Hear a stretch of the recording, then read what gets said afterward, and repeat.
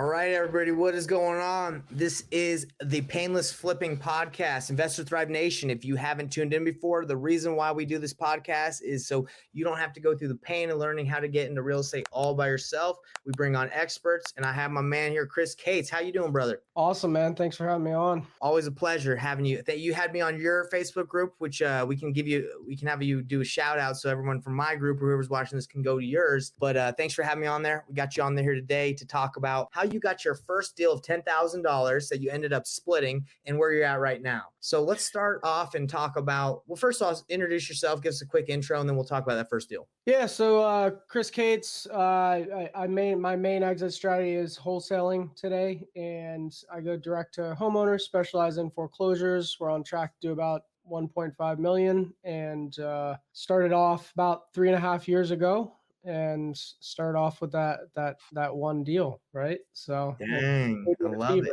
So okay, 3.5 years ago, what were you doing before you got into real estate? So I was in commercial construction. I was a general contractor for a top 30 GC in the nation, just orchestrated projects. So yeah. Did that help you at all when you got into real estate and wholesaling? Oh, it helped me a ton. There's nothing that was scary to me about construction and single family homes. Like compared to commercial buildings, they're kind of cute. So that's true. But it translated very well. So okay. That's awesome.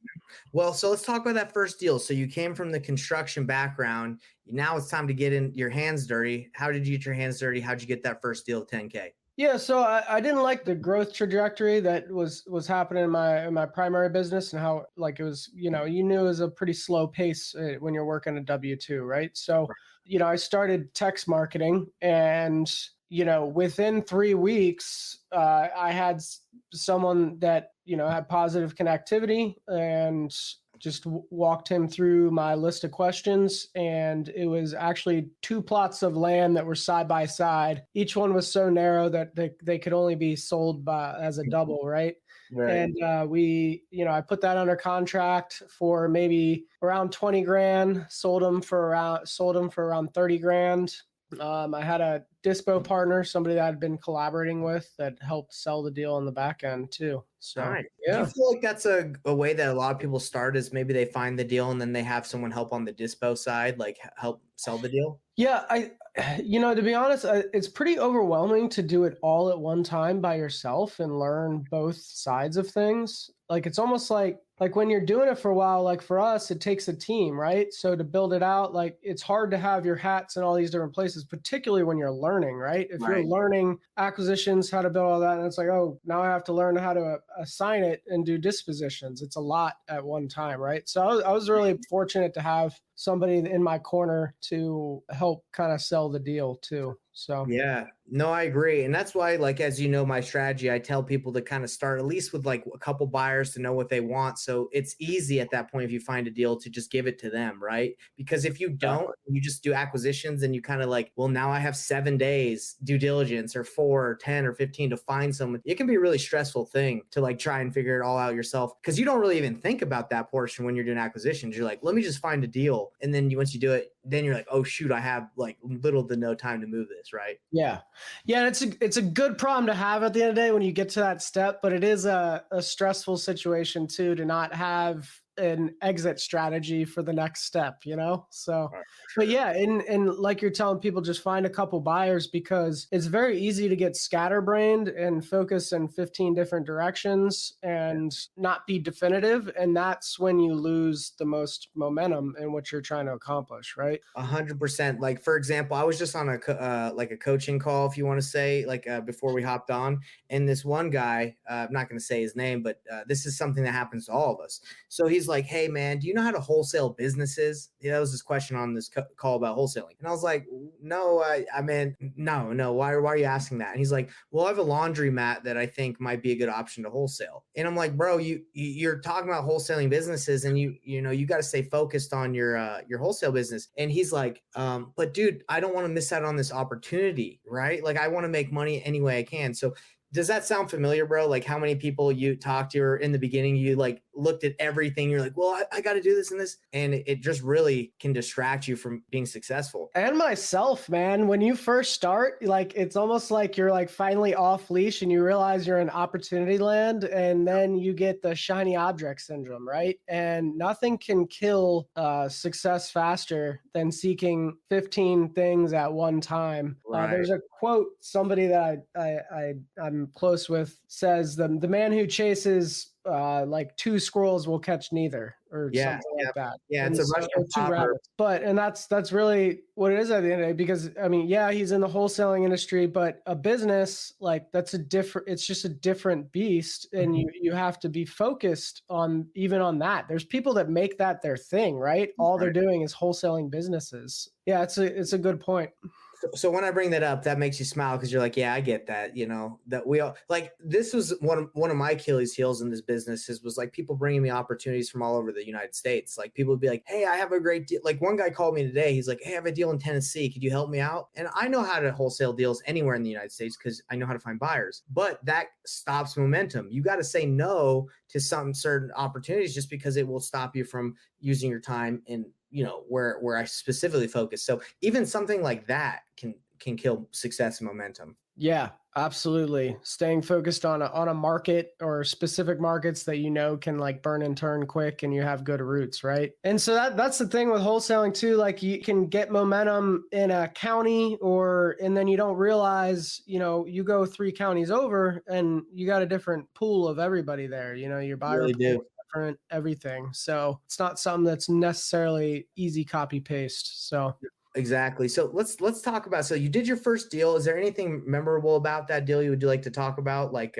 you found on text messaging, he dispoed it. Anything that happened that you want to talk about before we hop into what you're doing now? Well, it was surprisingly easy. Like it felt like I was cheating and stealing because of how easy the entire deal was. And Right. I know you don't typically hear that, but like for me, I did a lot of research. I listened to Wholesaling Inc. podcast for like 6 months before I started, made sure I was prepared and everything. And then it just happened. I got a deal under contract. I was like, is this for real? Like, is this really going to close? Like, this isn't going to happen. And then I got, $5,000, which is huge for someone that's just on fixed W-2 income, right?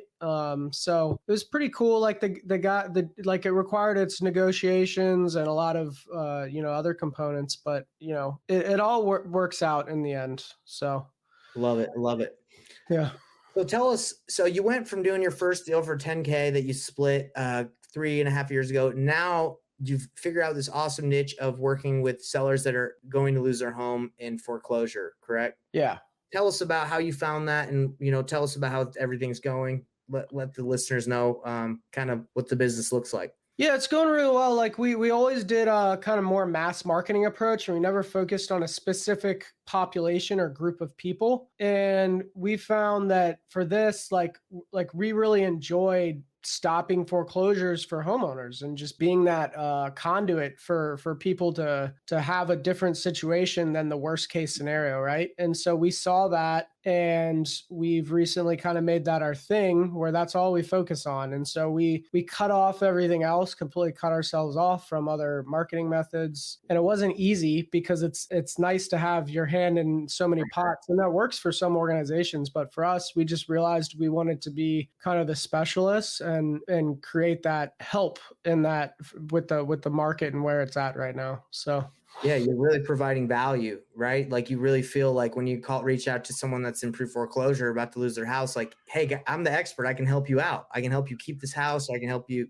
whatever options you give them. Yeah, 100%. Like you're our acquisitions guy right now. We talk a few times a day, and he's emotional support for all of these homeowners. And I smile, but at the same time, it's very impactful because they are kind of living on an island, and they've kind of given up hope, right? And so we're able to kind of create that for them. So that's amazing. So let's talk about how you find these opportunities. I'm curious, are you just getting the list from, paid service? Are you going to the county? And then how are you reaching out to these leads? The county has the list. And we reach out same way we always reach out by text and phone call, and sometimes even door knocking. And we are just trying to shake the tree and ruffle feathers and talk to a decision maker at the end of the day. So, And how's the reception? How do they receive you usually? mixed feelings, but if someone truly believes we're here to help them, and that's our primary purpose, which obviously we make money, but motives align there, where we're able to stop a foreclosure from going on the record and possibly even clean up their credit, right? Which Yeah. is huge. And they get to walk away with money in their pocket instead of just losing everything they've owned. Then, we are able to sometimes break down barriers there and help people understand that we're all kind of sitting on the same page. So I love that. So when you reach out to them, do they say in defense, like, I'm not selling? Is that like one of their things you have to overcome? Or do you work with the people that are like, yes, I need to move. There's something going on. Is that yeah, not- we know they're not selling. That's pretty clear. We don't call them sellers. We call them homeowners. That's a Yeah. big difference than traditional, right? And Right. so, we don't ask if they're willing to sell. We say, hey, we know your home's in foreclosure and we can help. Okay, so you just straight up say, and because I know a lot of people when it comes to doing this for a while, like they sometimes don't even want to bring it up, right? They just act like, oh, I was just calling you, you're on my list, or they don't bring it up. So you straight up bring it up. Oh yeah, I mean it's an elephant in the room, and if they deny it, we say, okay, did you pay off the lender, because we see a case number right here. So Yeah, you're So, straight up about it. Do you yeah. try to approach them and say like, hey, I might be able to help you stay in the house, or is it mainly like, hey, we can stop the foreclosure from happening? How does it work? We say we don't know. I mean, we're completely honest, but a lot of times that's what they say, right? I just want to stay in the house, and it's like, okay, well, we need the facts. We need a lot of information to be able to know whether that's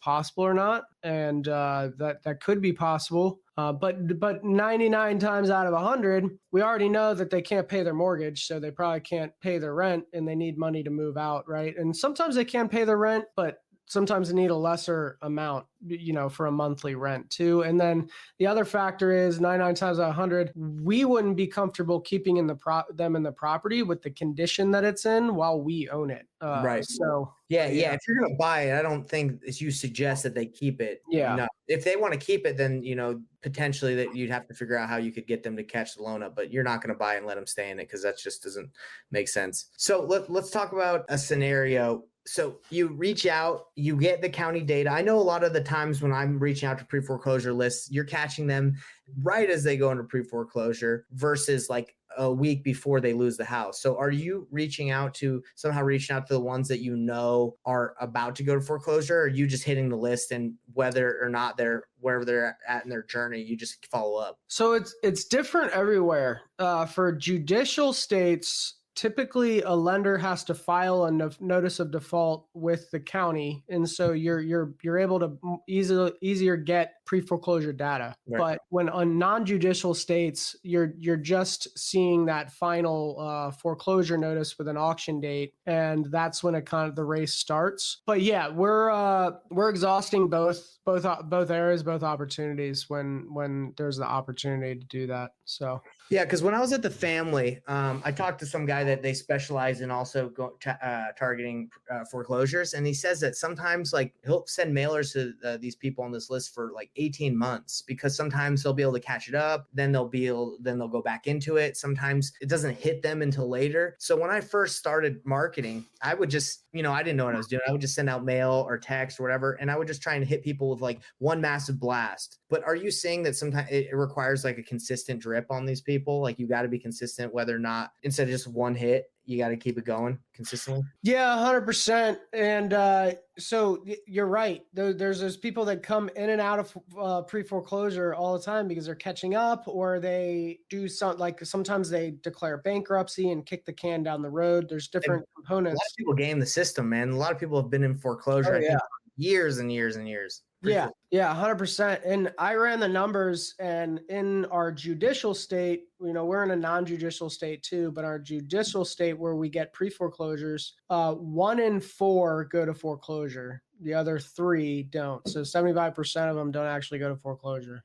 Got it. So, but yeah, all those numbers kind of help set expectations and develop kind of your target and stuff. So I'm really excited for you in the way you're marketing, because when I've been at the family and I've been like networking with a lot of these guys that do a lot of marketing, a lot of the time, like what I'm hearing the most that like always works and like is a great lead source that a lot of people pinpoint is probate and pre-foreclosure. Like, but you master those. right. And like the way that I was taught, it was just like pull a giant list, kind of like you were saying before, and just blast it. And that can get you in a lot of trouble. It can get your marketing expenses super high. And Super not high. even like that. That's why I went back to the model that I'm teaching, like for newer beginners. And but if as I don't really market right now because I just do the model I teach. But if I am to, of again go to market, it's pretty much just those two. It's pre-foreclosure and probate. That's it. That's all I'm gonna mess with, and I'm gonna master Right. it. Exactly. And that's what we actually kind of have that on our pipeline is we will diversify to probate, but we would love to just be the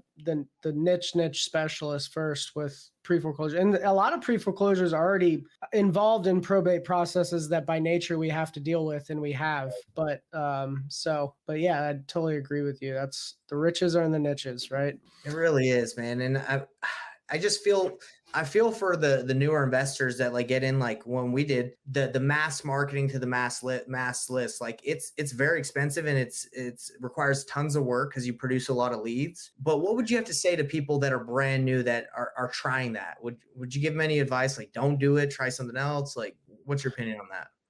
So there's positives and negatives to everything. Like they're getting a lot of reps in. They're getting a lot of strong reps in by doing that, right? Facts. But the negatives are exactly what you said. You're dealing with a lot of unmotivated people, and that gets exhausting. And so we did that for almost 3.5 years, Mhm. and eventually we just got burned out by it. And that's one reason we diversified is because we're like, I don't want to talk to another unmotivated human that's going to be a 6-month conversion cycle, and they're gonna they're not actually motivated every conversation we have, right? So the people that are doing that, I think start small is better than start big. And there's no reason. A lot of people think mass means better and greater, but there's no reason to not want to dive deeper and try to go that direction too. A lot of people think that they've exhausted something when they truly haven't, and they have a lot more digging to do. I agree with you 100%. So diving deeper versus wider is smarter, especially when you don't have a big marketing budget, right? Like Yeah. even the guys that have giant marketing budgets that spend thousands and thousands, like 50,000, 100,000, they stay within a relatively like not that large of an area. They sometimes just dominate a market and are known as the people to go to. So I think I was actually caught up in that. I went nationwide, and dude, nationwide can really crush you just because like you have to learn a new market almost every time you get a new lead. It's very difficult. So Oh yeah, it's stressful. yeah, very stressful. So my suggestion for everybody watching that's new is dive deeper into where you're going instead of going wider, because it can exhaust a lot of your resources, and we don't want that for you guys. And 100%. Chris you're doing great off of your strategy of diving into pre-foreclosures in a specific area in a specific market and becoming the best at it. Yeah, man. So where can people go to learn more about your strategy and how to network and chat with you if they want to learn more about your strategy? So, there's my Facebook profile, the Chris Cates, and also you can catch me on Instagram. Same thing, the Chris Cates, and we have kind of our own mastermind group. It's called the Cash Flow Collective. Happy to bring someone in and help them there as well. I know you have your value add, so if they're already hooked up with you, they probably don't even need any of me. But Oh, bro, there's always love. There's always enough to go around. Yeah. So Cash Flow is that your Facebook group? Cash Flow Collective is the mastermind group that we have. The Facebook group, it's called the Multifamily Real Estate Group, and so that's a 49,000 member group. You're happy to join it. We've kind of diversified to focusing on cash flow and how we feed that group and help people. So we probably should rename it at this point. We've talked about it, but yeah. Foreclosure experts. Yeah. Foreclosure experts. Could do that too. Foreclosure, kind of like sub 2. Yes. Yeah, do it, bro. That's it. Well, hey man, it's been a pleasure. Is there anything else that you'd like to leave with the audience that's listening right now? Any gold nuggets? Just don't make it too hard on yourself. Like it's a lot easier than you think, but that ease is in listening to people like Nathan and what we're talking about here today. And so don't like a lot of people just make it too hard on themselves by getting inside their own head instead of just getting the reps in with the little things, right? So I agree with you. I think focus, like whenever I interview anyone that's like made it or like even read books about people who have really developed great businesses, they're just like really focused, like elite at focusing and saying no to other opportunities. And I think that's the biggest problem when you start as an entrepreneur. You're like you said, you let off the leash. You feel like everything's an opportunity, which actually helps you, doesn't help you at all. right, 100%. All right. Yep, totally agree. All right, guys, we'll hit up Chris Cates at his Facebook, at his Instagram, or Cash Flow Collective. What was it? Yep, Cash Flow Collective. There you go, Yep. Cash Flow Collective. All right, man. Well, it's a pleasure, and everybody that's watching, we will see you on the next episode of the Payneless Flipping podcast. Appreciate it. Thanks for having me. Of course.